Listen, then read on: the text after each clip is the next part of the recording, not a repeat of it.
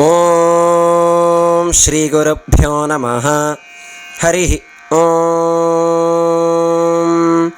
സംസമിദ്യോ വസേ വൃഷന്നഗ്നേ വിശ്വാന്യര്യ ഇളസ്പദേ സമിധ്യസേ സനോ വസൂന്യാഭര സംഗച്ഛധ്വം സംവാദധ്വം സംവോ മനാംസി ജാനതാം ദേവാഭാഗം യഥാ പൂർവേ സഞ്ജാനാനാ ഉപാസത്തെ സമാനോ മന്ത്രഃ സമീതിഃ സമാനീ സമാനം മനഃ സഹ ചിത്തമേഷാം സമാനം മന്ത്രമഭിമന്ത്രയേവ സമാനേന വോ ഹവിഷാ ജുഹോമി സമാനീവ ആകൂതിഃ സമാനാ ഹൃദയാനി വഃ സമാനമസ്തു വോ മനോ യഥാ വസ്സു സഹ സതി.